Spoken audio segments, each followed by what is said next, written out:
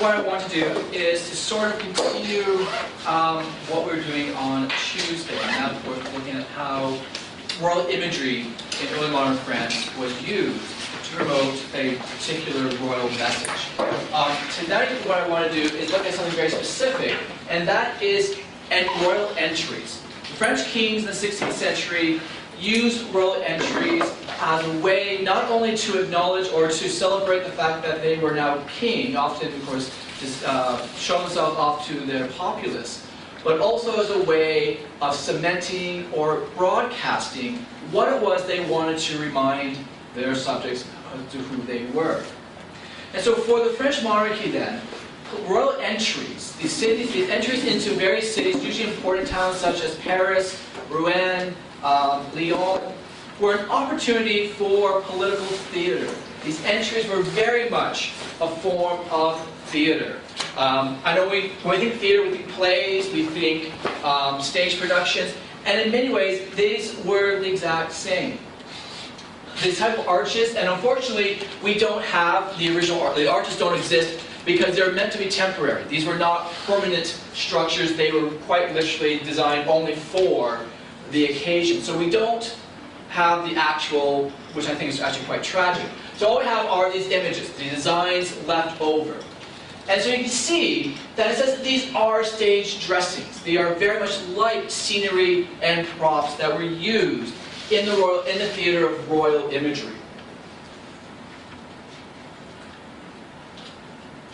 The 16th century was a period of great change and revolution in many ways, not just in terms of religious ideas, as we saw in the Reformation, but also in the way in which the king in France was presented and depicted.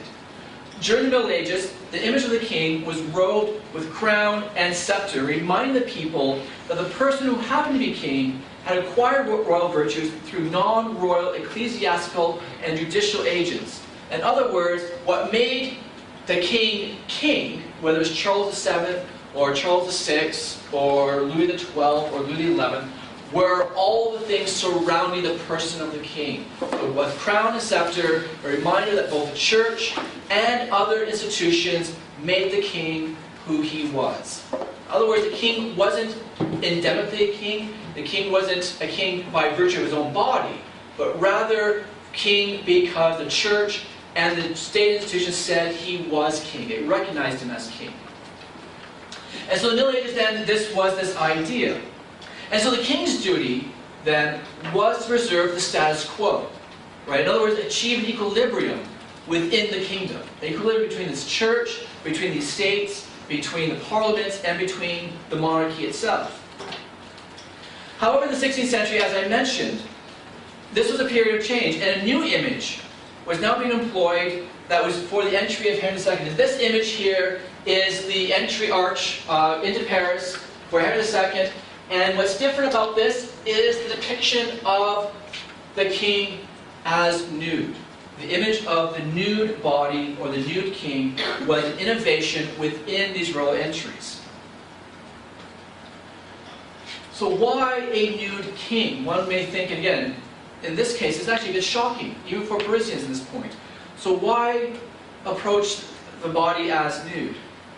Well, it goes in hand with changing attitudes and changing beliefs as to what made the king king.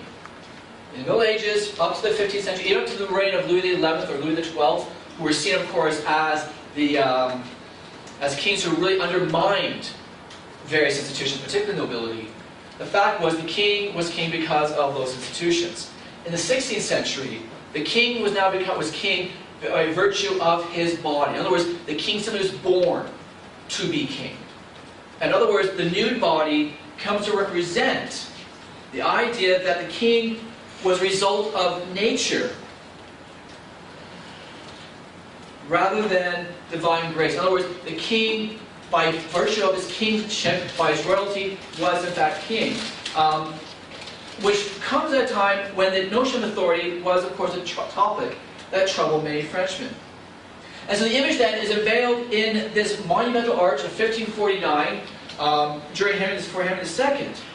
And it boldly broke with the traditional imagery and stood out as the emblem and blueprint for program of government seeking to reform society and whose purposes and administration Henry II threatened to change. In other words, Henry II was not about preserving the status quo. Henry II was about change. He was about reforming and refashioning monarchy in his own image. And this type of royal arch was a bold statement in that program.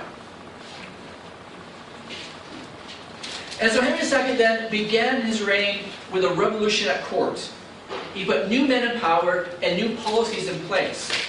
Powerful favorites gained a patronage and means of intimidation to expand the revolution into a restructuring of the status quo regni. In other words, I mean, every new political leader puts in new people, right? I mean, even today, we elect a new government, new people come in with the new government, right? This is part and parcel. But what Henry II was very keen on was, in a sense, making a break from the past. He was very interested in making a break from the reign of his father, Francis I. And so part of Henry's revolution then was to attack those offices and patronage of learning which had reached deep into the kingdom and worked to the disadvantage of the nobility. In other words, Henry II was not, in some ways, not a Renaissance prince the way that his father was. On Tuesday we looked at how Francis I saw himself as a Renaissance prince. I mean, after all, he stole half of Italy just to prove that point. Henry II did not see himself necessarily in that same role, but rather as a warrior. Henry II was a chivalrous knight. In a sense, Henry II saw himself as a throwback to a medieval idea of kingship, or at least of what warrior status was. Now, again, think of how T-Bage, one of the things that you mentioned on Tuesday was the difference in the way that T-Bage described Francis I versus Henry II, right? In a sense, T-Bage had a man crush on Francois I, right? We love Francis I. He's eloquent, he's debonair, he's wonderful, and I swoon every time I think of Francis I, right? You can imagine T-Bage mopping his brow as he writes about T-Bage, about Francis I. Francis I, so wonderful. And then there's Henry II. Yeah, he's alright, he's a pretty good king, he was good.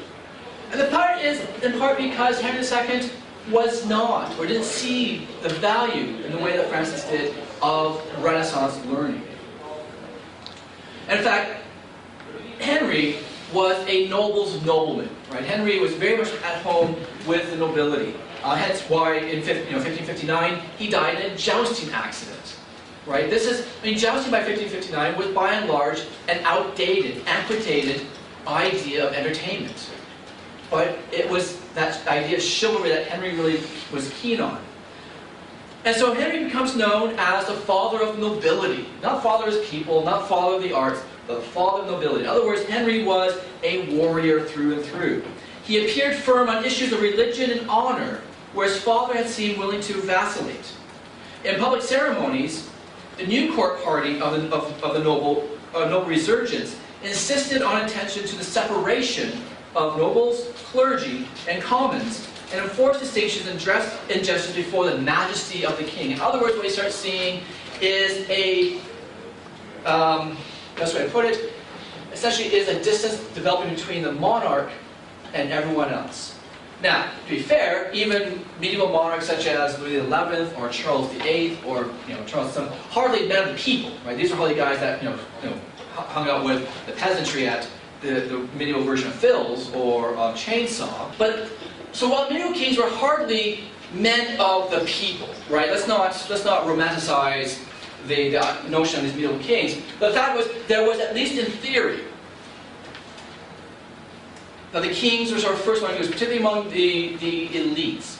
Henry II begins a revolution in which that sense of camaraderie is now being divided, where the king is separate from everyone else. In other words, the majesty of the king is something that's completely separate from anything else, and including the church and including nobility. His son, Henri III, will in fact continue this to a point where at dinner, at the royal table, Henry III would actually put a divider between him and at the table, to denote the fact that he's separate. That was so unpopular that Henry III actually had to have it removed. But that idea that the king is not one of you. The king is aloof. He is distant. In a sense, it is the mystery of majesty. And so from 1547 then, the protocol for seeing the king imposed a new sense of aloofness on traditional encounters between the king and his subject. This is a far cry from the myth of Louis IX, when Louis IX would sit under the oak of Vincennes, sit under a tree, and dispense justice to his people in person. And this great story of Louis IX, who would sit down under a tree at the Chateau of Vincennes and would have his subjects come to him and dispense justice personally. We are far past that idea. Access to Henry II became more difficult, and even the king's ceremonial costume for civic ceremonies and entries distanced the king from administrators, since he took to wearing beautiful armor in interviews. In other words, even when at rest or when not at war, Henry II wore ceremonial armor. And you may think, well, isn't that what a king's supposed to do? After all, one of the things that when we looked at the picture of Charles VII, one of the things that suggested that he wasn't king was the fact that he wasn't dressed in armor. It didn't look like he had a crown or any of the regalia. The fact is, Henry II introduced the notion of wearing armor regardless of the situation. And that armor was a symbol of distance between the king's body and the unwashed masses.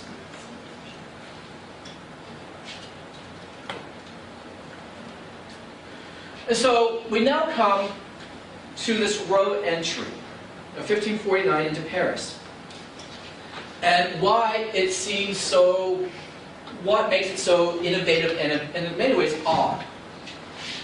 Well, for one thing, again, we have a depiction of the nude king, right? And this is, now, we're all familiar with Renaissance nudes. We saw, very common. The nude body was often displayed. But what's different is that the body is that of the king this time. That it's not a woman, it's not a royal mistress, it's not necessarily an allegorical figure. This is, in fact, the royal body that's now literally exposed to his subjects. But there's reasons, or there are important things that are happening here. For some writers, advance the idea that the Italian and classical idea of the entry was an act of homage to the majesty embodied in Henry II. In other words, so we have to start with the basic premise that most of these royal entries that we're looking at are an act of homage to the majesty of the king. And so in this case, this is an homage to the majesty of Henry II. This idea, though, was new. This is one of those innovations. Again, I mentioned the idea that we're recognizing that we're looking at a revolution. And this is part of that. The sense that majesty was personal and embodied in the king was new to French imagery. Traditional wisdom and representation had majesty residing in assemblies or high ritual occasions, not permanently embodied in the body of the king. In other words, prior to Henry II, the king, the majesty was there, and so when the king, say, held court or presided over the Estates General, then yes, he is the king, crown and scepter. But when not at high occasions, when simply doing the basic day-to-day work of government, yes, he's king, but that majesty is not residing in that body. And again, I think that when we look at that portrait of Charles VII, that's in part what's happening there, right? The reason why he doesn't look like a king is because of that portrait. He doesn't need to look like the king. He doesn't need that regalia to emphasize that sense of majesty. This is new. In other words, for Henry II, majesty now is a permanent state of being. 16th century writers credited Henry II with creating the French cult of royal majesty, and wrote they took every opportunity to demonstrate in public la majesté du roi, and to have it acknowledged by gestures of submission and acclamation. In other words, Henry loved this idea. Part of the reason why we see this is because Henry bought into the notion of personal majesty. After all, why not? Right? Why have majesty only temporarily when it can be permanent? And so the arch then, which would have been built at the Porte Saint-Denis, In Paris, the original medieval gate is long gone. Unfortunately, it's been demolished, which is unfortunate. This arch would have replaced or would have been sort of covered the road, the Port Saint-Denis, which is sort of north part of Paris. For those who've been to Paris, have you been to Châtelet, Léon area, which is this great market district? That's where Port Saint-Denis would have been, approximately there. So this would have covered the gates. In other words, again, this is meant to be temporary, not a permanent display. And so the arch is a work of Doric and Tuscan style. Again, for those who study Greek architecture of any sort, you should recognize the sort of the very sort of classical imagery, sort of the classical geometry of it. Two giant rustics here held silver crescent moons, which was the emblem of Henri II. That was his symbol. So again, emphasizing this idea that this is for Henri. Two nudes hold up a cartouche right here, the very top.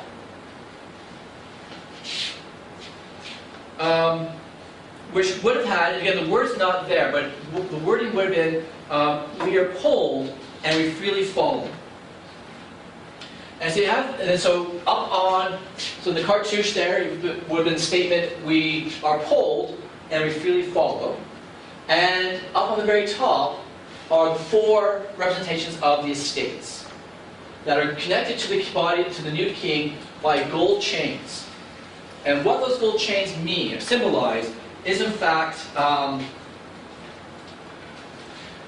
the power of persuasion, that they are bound by the word of the king, who is depicted not just as a nude. Now, I'm not sure if you can see it, but I did do a close-up of it.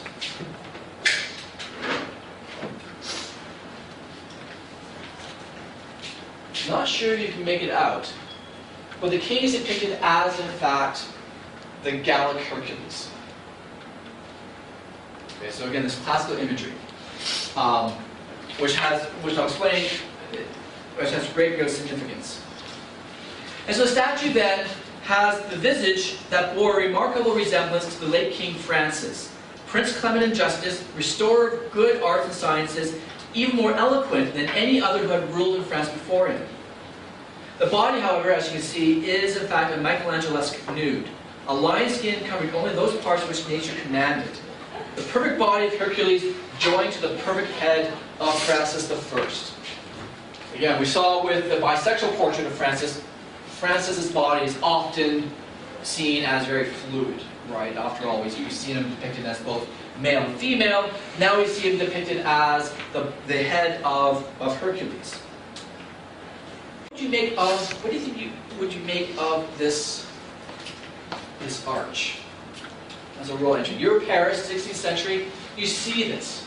Oh, one last thing before I forget. In this, there is the symbol, a ship on water, which is the symbol of Paris.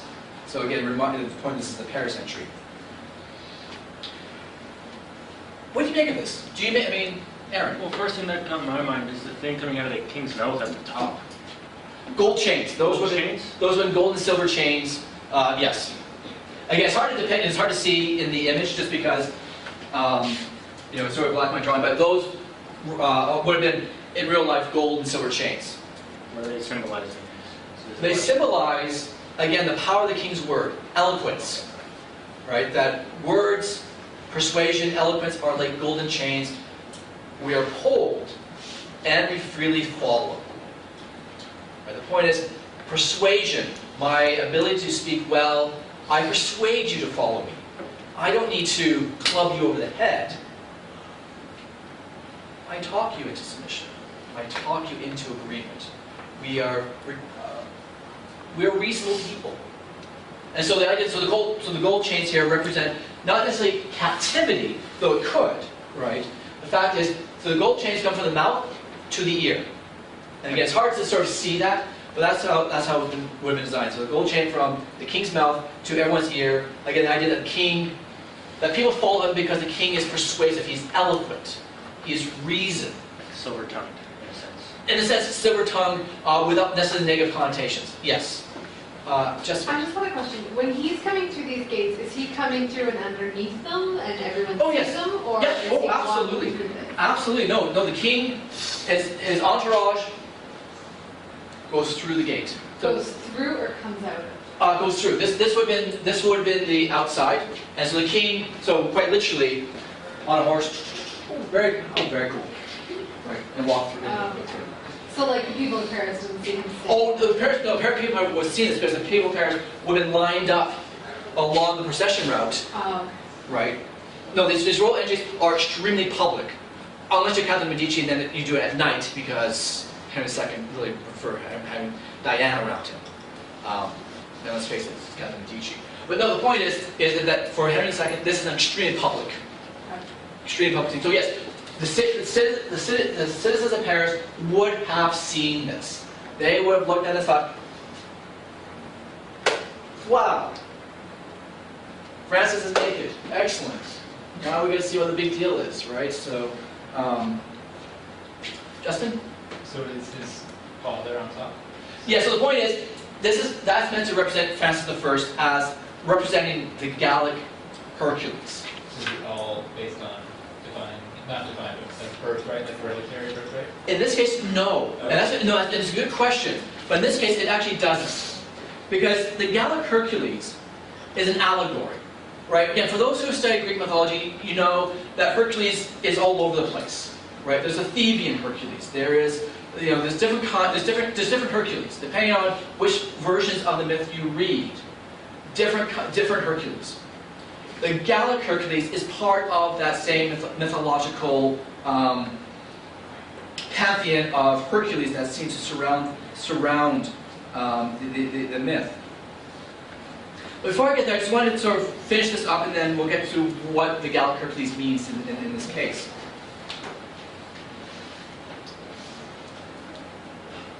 Part of it has to do, again, with new representations of images of authority, new alternatives to the idea of what authority, or how authority was depicted. Since Charles VII, French kings had also taken to wearing armor in entry ceremonies, but usually in some combination of robes. In other words, Charles VII onwards would wear some armor, probably breastplate, but cover it with robes, right? Again, denoting this idea. Henry II, on the other hand, simply came in armor. Henry II wasn't in robes, but rather came in full armor, which again was new. The Gallic Hercules then was not just an allegorical adaptation, it was based on historical sources. And this goes to Justin's question, I think, to answer it now. Before the entry, so part of the entry program would have had Henry coming up to the city, right up, and at various points of that procession, he'd be stopped, in which various town merchants, town leaders, city leaders would say to, sort of stop him and offer advice, or part of this theater. And at one point of the procession, Henry was told that the Gallic Hercules achieved everything by eloquence and applied persuasion as his principal force. So in other words, the Gallic Hercules is meant to be an allegory of how a good king rules. And that is through eloquence and persuasion. The inspiration was from Lucian, who had written about a cult of Hercules in Gaul, which, unlike the Greek and Roman Hercules, conquered by eloquence rather than by arms. So in other words, the Gallic version of Hercules was successful not because he beat people up with a club, but because he was able to persuade through his eloquence. And of course, this, I think, makes sense to have Francis depicted as this, because after all, Francis was all about the Renaissance arts of persuasion. Now, of course, he was also a warrior. We know that Francis was involved in a lot of wars, particularly with the Holy Roman Emperor. But the idea, that imagery was of Francis as a speaker, right, who practiced the Renaissance arts of rhetoric, persuasion, and eloquence. And the idea, of course, is for Henry, it might be a good idea to imitate. The Gallic Hercules, then, was a speaking law and animated all members of the realm into a unified kingdom. The image argues that France was founded on inspired kingship, law, and persuasion. A crown was placed on Francis and Gallic Hercules. Again, the same person, you can see it here. Right, there's the crown on top. perhaps to reflect the idea that the hero was the king of Gaul and a founder of Paris. The image was carefully thought out and sought to instruct Henry II on the ways in which he embodied royal authority. Again, this was a way of hoping that the new king would imitate the old king. In other words, Henry II would be, in many ways, similar to Francis I, in part because the humanists who were very keen on this imagery knew that if he didn't, they were going to be out of jobs.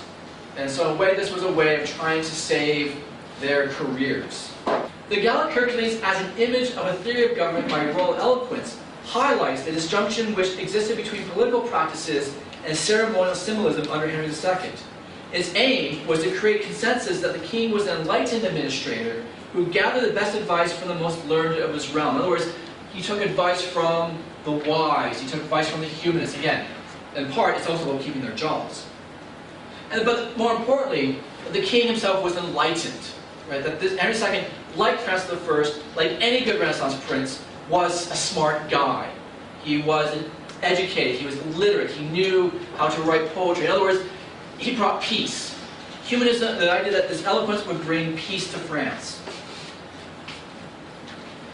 Francis I had done just enough of this to be the model of a myth of enlightened kingship and a model for his own son. Fortunately, Francis died before that myth could be completely destroyed, because Francis wasn't completely like that.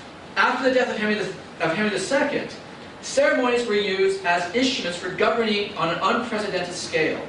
But there was an important difference in the planners and audiences treated them and their images, even those of the king, as mere propaganda, rather than mysterious continuities of the traditions of the French monarchy. In other words, what we start seeing is this constant redeployment of the king's body, what it means. For Henry III, who we looked at again a bit on Tuesday, his reign was a continuous attempt to re-embody and restore the image of the king in Valois fortunes through eloquence. For all Henry III's weirdness and bizarre personality and weird sexual fetishes, which he had quite a few, Henry III saw himself in the role of a Renaissance prince. In many ways, Henry III was much more like his grandfather, or at least attempted to be like his grandfather, than Henry II.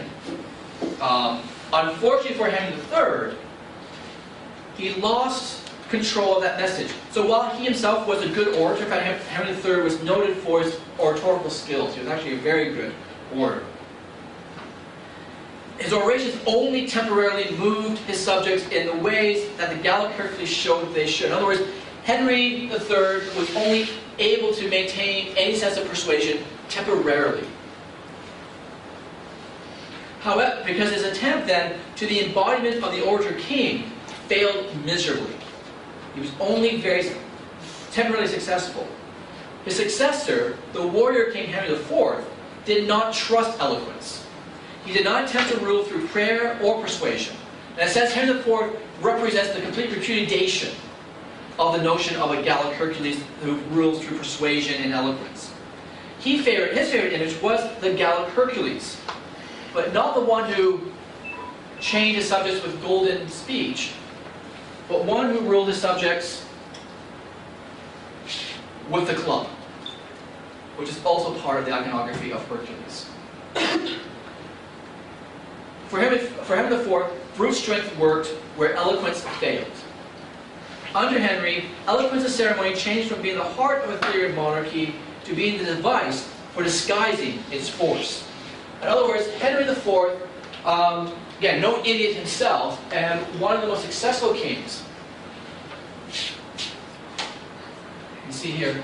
However, the Hydra of civil war, again, part of the same Herculean imagery. Right? Hercules defeats the Hydra. In this case, the Hydra of civil war, Protestant rebellion. Note, no golden chain, no eloquence, but rather reference to the lion skin, and of course, the club in which the Hydra has been beaten. These royal entries, and when we look at the ones for Charles IX and the ones that I've posted, these royal entries themselves, a form of theater, are very much important in the development of royal identity. Right? And so when people would have lined up on the streets of Paris and viewed that entry arch, what they would have seen is a message. They would have seen the act played out in which Henry is being counseled and advised to begin his reign as a persuasive king. Henry, of course, is not, and very quickly reverts to an image of nobility and chivalry and warrior ethos that in some ways is a stark contradiction, contrast to his own father.